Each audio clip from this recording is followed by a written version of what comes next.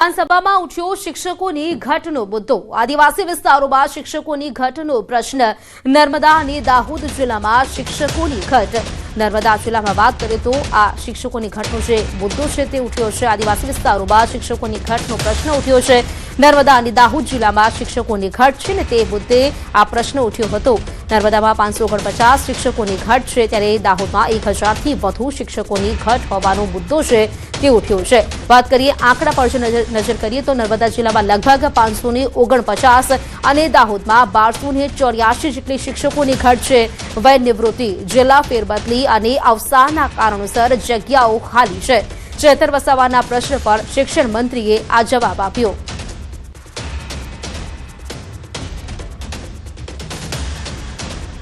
તો નર્મદા અને દાહોદમાં શિક્ષકોની ઘટ અંગે નિવેદન ચેતર વસાવાએ પ્રતિક્રિયા આપી છે। આ બંને જિલ્લામાં શિક્ષણ ખૂબ જ નીચું છે તેવું તેમણે જણાવ્યું છે। શિક્ષકોની ઘટ પૂરવામાં નથી આવતી। નર્મદામાં 145 શાળાઓ એક શિક્ષકથી ચાલે છે તેવું તેમણે જણાવ્યું।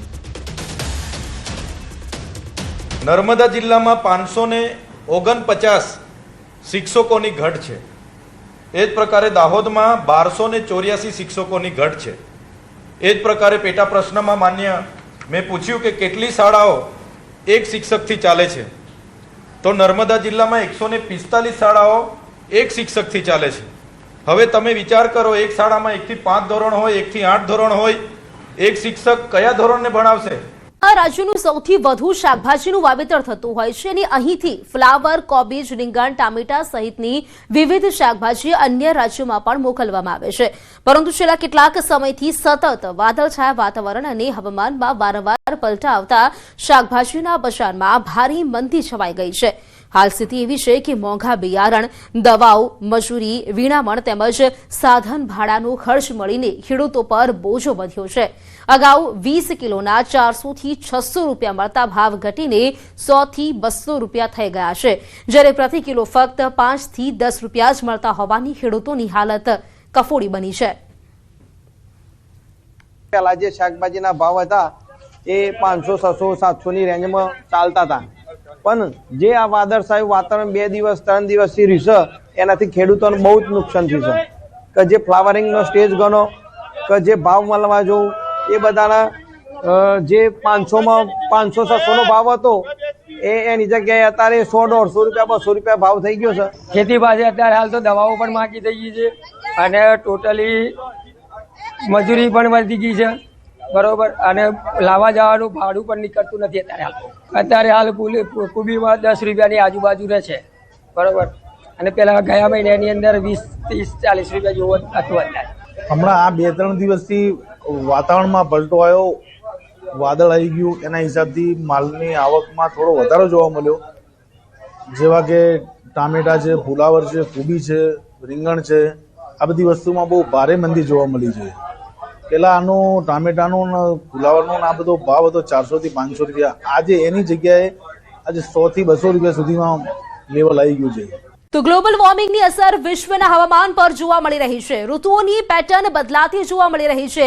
ચાલુ વર્ષે ગુજરાતમાં શિયાળાની ઋતુમાં મોટા ભાગના દિવસોમાં તાપમાન સામાન્ય કરતા ઊંચું જોવા મળ્યું છે। ગુજરાતમાં કોલ્ડ વેવની આગાહી તો આવી જ નહીં જોઈએ તેવી ઠંડી પણ ન પડવાના કારણે શિયાળુ પાક પર પણ અસર પડી છે। સાથે જ એક પછી એક વેસ્ટર્ન ડિસ્ટર્બન્સના કારણે તાપમાનમાં સતત વધઘટ થતી જોવા મળી રહી છે। સાથે ચાલુ વર્ષે સૂર્યકલંક જોવા મળી રહ્યો છે। આ સૂર્યકલંકની શું છે અને તેની અસર કેવી રીતે પડી શકે છે તેને લઈને હવામાન નિષ્ણાત અંબાલાલ પટેલે ન્યૂઝ 18 ગુજરાતી સાથે ખાસ વાતચીત કરી હતી। આવો જોઈએ સૂર્યકલંક અને ચોમાસા અંગે અંબાલાલ પટેલે શું કહ્યું છે।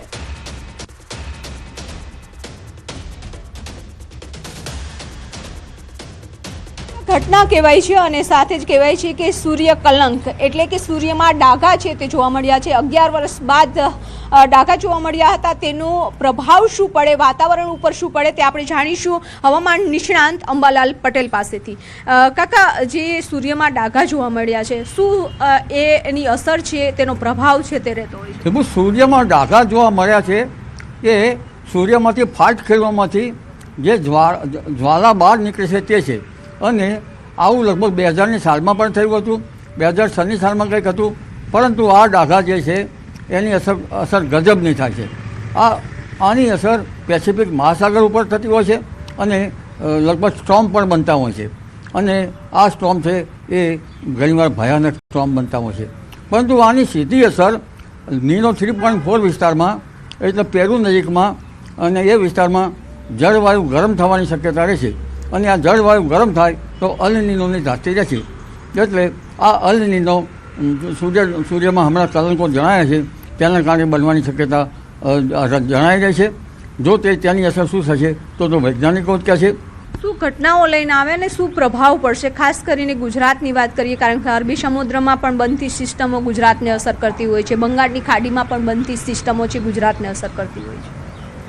ઘટનાઓ તો વૈશ્વિક હવામાનમાં ફેરફાર થશે અને જે અત્યારે ગ્લોબલ વોર્મિંગ કહેવામાં આવે છે તેની અસર થશે.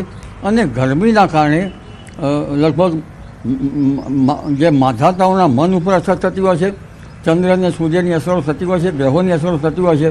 એટલે લગભગ કેટલાક માધાતાઓને હાલમાં જે ચાલી રહ્યું છે તેમાં યુદ્ધની ઘેલછા વધવાની શક્યતા રહેશે.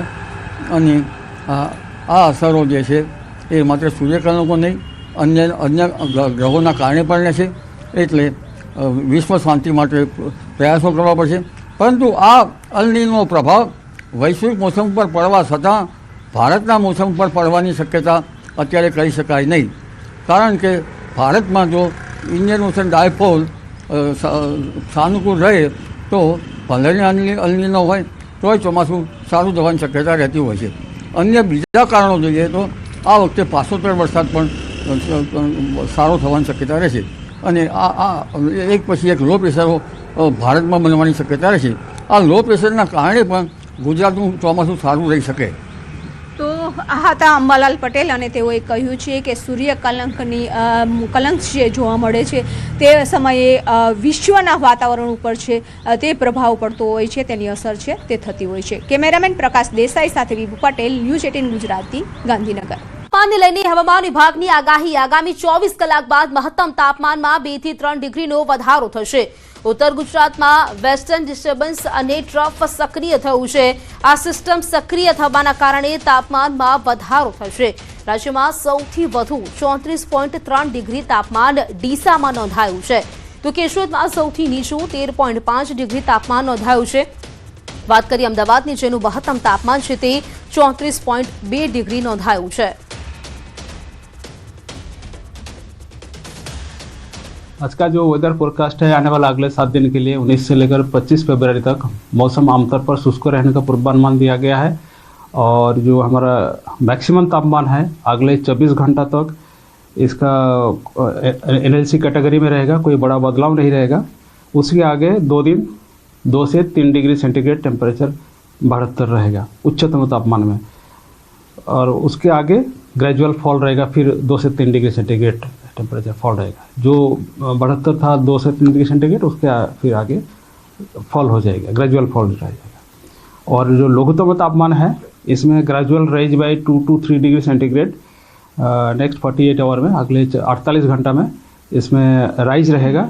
और एक ट्रफ अभी पास कर रहा है नॉर्थ गुजरात से लेकर साउथ हरियाणा तक across central Rajasthan at 1.5 kilometre above mean sea level. અમદાવાદમાં સોના ચાંદીના ભાવમાં વધારો થયો છે. સોનું લગભગ વાત કરીએ તો 1,60,500 અને ચાંદી 2,57,000 પહોંચી છે. સોનામાં 3,000 અને ચાંદીમાં 10,000નો વધારો થયો છે. ગઈકાલે બુધવારે સોનું 1,57,000 હતું અને ચાંદી 2,47,000 હતું.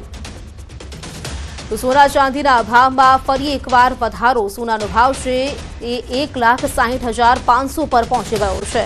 સત્રના પ્રથમ દિવસે જ હોબાળો થયો છે.